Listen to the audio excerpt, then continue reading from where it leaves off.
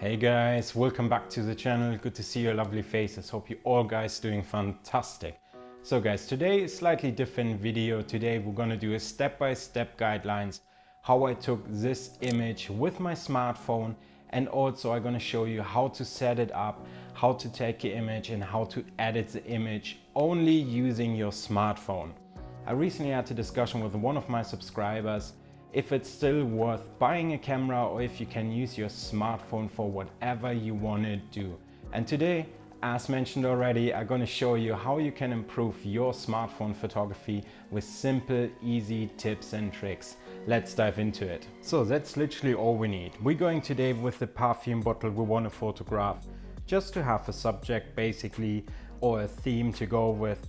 And with the theme, I thought a fake plant would be quite nice to walk with a fragrance bottle, some sunglasses just to give me a bit of contrast in the background, and then I picked up some craft paper from a shop as well in yellow because I think it will work quite nice with a perfume or fragrance bottle, and also some craft paper in white which I'm going to use as my backdrop or put it underneath the bottle. And you will need your smartphone when shooting with your iPhone. Always make sure your lens is clean and dust free. This counts also for any sort of products that you don't have any fingerprints on it, because of whatever you can get right in camera or before you taking an image. It just makes life a bit easier, so make sure that everything is smurf free and clean before you set up a scene.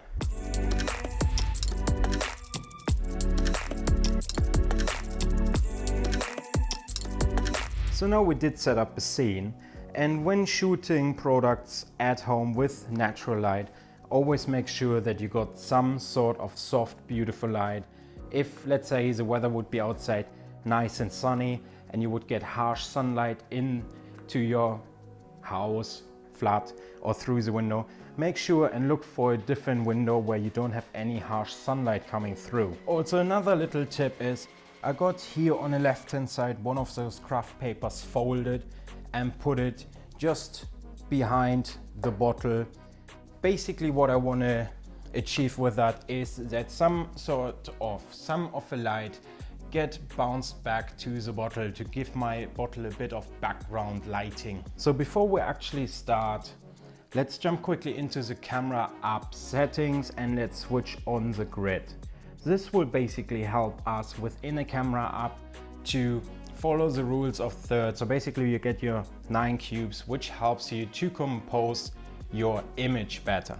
So basically what you can do now, you still move everything around, you see how you want it, how you like it, you potentially zoom a bit in, you zoom a bit out, and also make sure that whatever product it is, that the most light from the window will hit your product, to give your product the best possible lighting you can provide in this moment. So, and then we're basically, or when we're happy with our composition of a bottle with a background, then we're basically ready to take our first image. So now basically there are two ways. We just basically take your image, or you be a bit more professional and you basically tap and hold onto the bottle, which will basically lock your autofocus and auto exposure.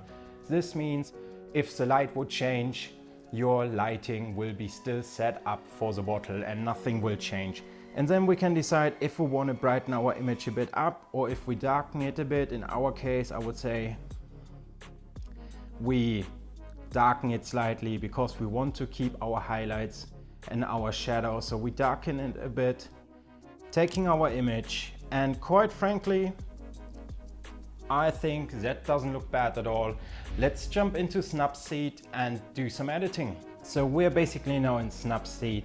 Snapseed is an app you can download for free from an Apple store, and it's a good free app to start off with. There are of course plenty of other apps, editing apps you can download, but some of them you might need to pay for it.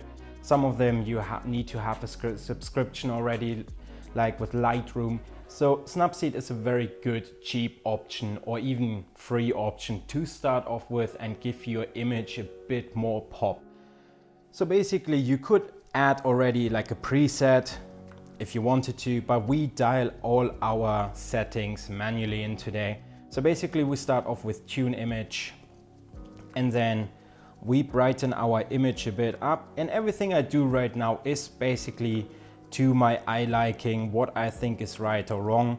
And this counts for you later as well, guys. Whatever you think is right, whatever you think is wrong, it is your image and you do whatever you want to do with it.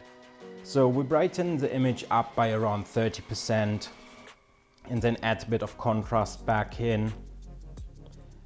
Saturation, I think we can bump up a bit just to give the image a bit more pop color-wise. That's the reason why we got the yellow craft paper for it. The ambient lights, I think, can be turned up slightly as well. Highlights, we push down a bit, just a tiny bit, not much.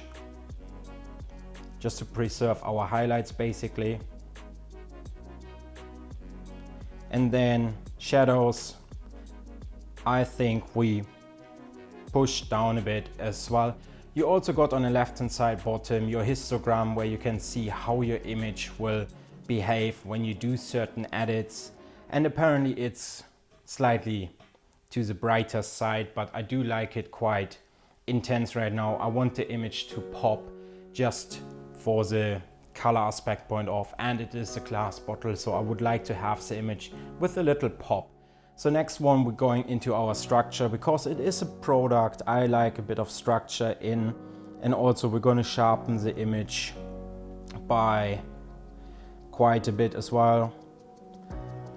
We do add a little curve to it to even make it more pop. As mentioned already, you could add presets or you dial everything in by yourself, but I think we just want a bit of soft contrast for this image, nothing too crazy. Let's do this quickly.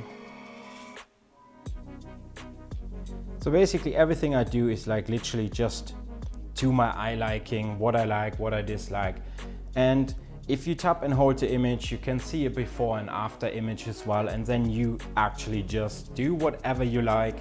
I definitely know that I got one of those dots just underneath the bottle. It looks like a water dot on a craft paper, which I basically want to Photoshop out, which you can do with Snapseed as well, just to get rid of it. And if you done an accident, as example, you just go back with your edit as well on the bottom with your arrows, and you can do it again. And then what I like to still do is go to my exposure with the brush, plus 0.7, and potentially just brush a bit of exposure in, just to brighten up a bit my paper at the bottom. And then this just looks about right to me, to be honest. But that's literally your own personal preference, guys. If you would have done it too far, you can just undo it again and potentially just do it again. But I think the graph paper, the white one, needs a bit of exposure just to brighten it slightly up. And then I would say that's it. That's our final image. And here we go, guys. Our final image. Very simple, easy, and it's a great image. And as you've seen, you don't need much. You wouldn't even need all of those props I put on the table either. You literally could do it with a 2 craft paper. You put it on a table and you take a downwards shot onto the bottle and you would get a nice image as well. Just keep in mind that when you do so and you're using natural light, try to have as soft, as beautiful light as possible. No harsh sunlight. If you're not going for a specific type of image, make sure that everything is clean, your lens is clean, your items are clean. Everything what you've done right before you take your image, it will be just easier and you don't need to Photoshop it out.